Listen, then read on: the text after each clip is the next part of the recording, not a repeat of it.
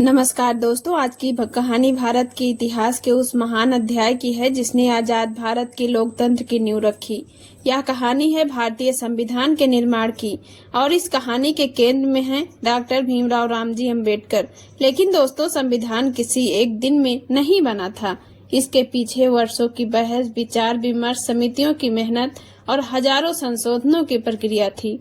तो आइए जानते हैं कि भारत का संविधान कैसे बना और इसमें बाबा साहेब की क्या भूमिका रही। दोस्तों, पहले जान लेते हैं कि शुरुआत कहां से हुई। भारत को 15 अगस्त 1947 को स्वतंत्रता मिली, लेकिन आजादी के साथ सबसे बड़ी जिम्मेदारी थी एक नए भारत के लिए शासन की ऐसी व्यवस्था बनाना जिसमें नागरिकों के अधिकार सुरक्षित हों और देश लोकतांत्रिक तरीके से चले।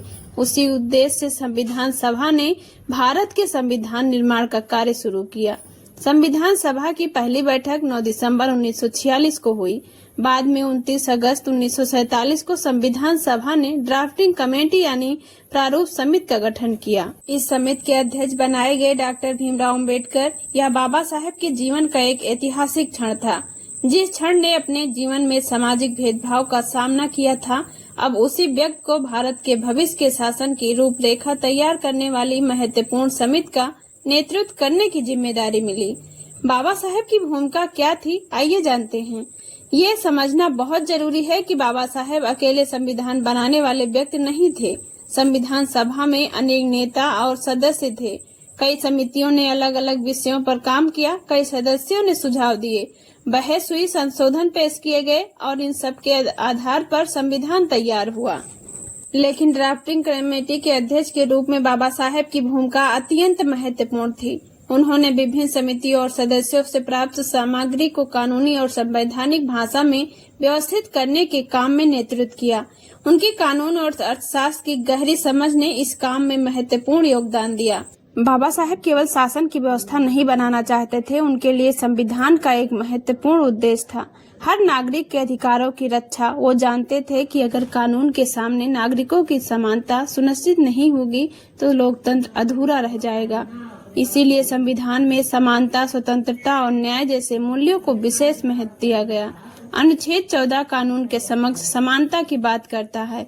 अनुच्छेद 15 धर्म, जाति, लिंग और जन्म स्थान आदि के आधार पर भेदभाव पर रोक लगाने का प्रावधान करता है और अनुच्छेद 17 अस्पृश्यता को समाप्त करता है। यह प्रावधान बाबा साहेब के सामाजिक संघर्ष के संदर्भ में विशेष महत्व रखता है। जिस भेदभाव को उन्होंने अपने जीवन में अनुभव किया था, उसके खिलाफ संवैधानिक सुरक्षा भारत के कानून में शामिल हुई। मौलिक अधिकार संविधान में नागरिकों को मौलिक अधिकार दिए गए। इन अधिकारों का उद्देश्य नागरिकों की स्वतंत्रता और समानता की रक्षा करना था। बोलने और अभिव्यक्ति की स्वतंत्रता, धर्म की स्वतंत्रता, समानता का अधिकार और अन्य महत्वपूर्ण अधिकार, इन सब ने नागरिकों को लोकतांत्रिक व्यवस्था में एक मजबूत संवैधानिक आधार दिया। बाबा साहेब का मानना था कि लोकतंत्र केवल चुनाव कराने का नाम नहीं है। लोकतंत्र तभी मजबूत होगा जब नागरिकों के अधिकार सुरक्षित होंगे। अस्पृश्यता के खिलाफ संवैधानिक कदम। अब बात करते हैं अनुच्छेद 17 की। भारत के संविधान ने स्पष्ट रूप से अस्पृश्यता को समाप्त किया और उसके किसी भी रूप में व्यवहार को कानून के अनुसार दंडनीय बनाया। यह भारतीय समाज के इतिहास में बहुत बड़ा परिवर्तन था। बाबा साहेब स्वयं सामाजिक भेदभाव के खिलाफ लंबे समय से संघर्ष कर रहे थे। उन्होंने शिक्षा, समानता और आत्मसम्मान के लिए आंदोलन चलाए। इसीलिए संविधान में अस्पृश्यता के उन्मूलन का प्रावधान उनके सामाजिक संघर्ष के संदर्भ में विशेष महत्व रखता है। महिलाओं के अधिकार और समानता। बाबा साहेब समानता के सिद्धांत को लेकर जात तक सीमित नहीं मानते थे और महिलाओं के अधिकारों के भी समर्थक थे। कानून और समाज में महिलाओं की स्थिति सुधारने के लिए उन्होंने कई प्रयास किए।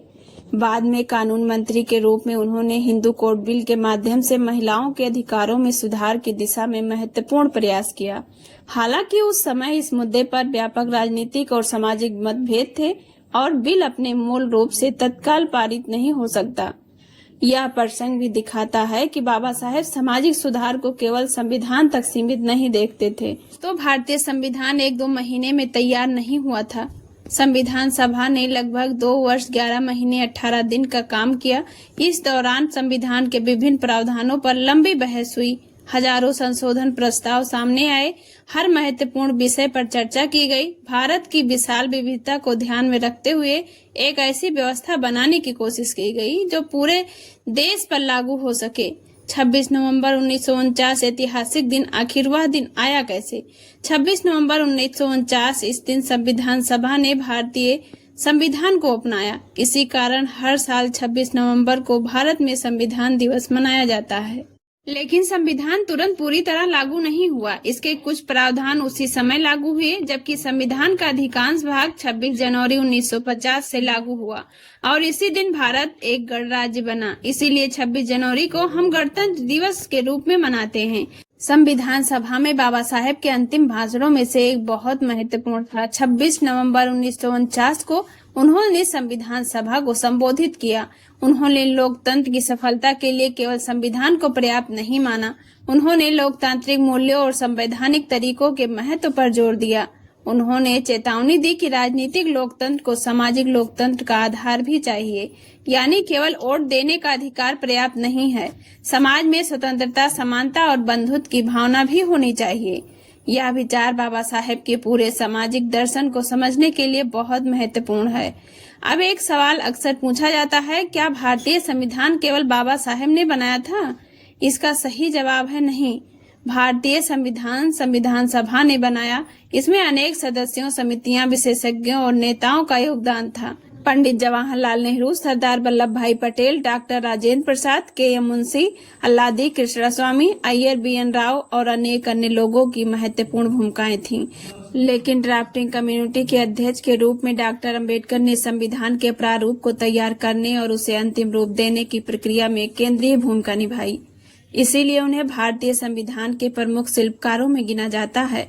बाबा साहेब की संविधान निर्माण की कहानी केवल इतिहास नहीं, यह हमें एक बहुत बड़ी सीख देती है। उन्होंने अपने जीवन में भेदभाव देखा, लेकिन उन्होंने बदले की भावना से नहीं, बल्कि कानून और लोकतांत्रिक व्यवस्था के माध्यम से समानता का रास्ता चुना।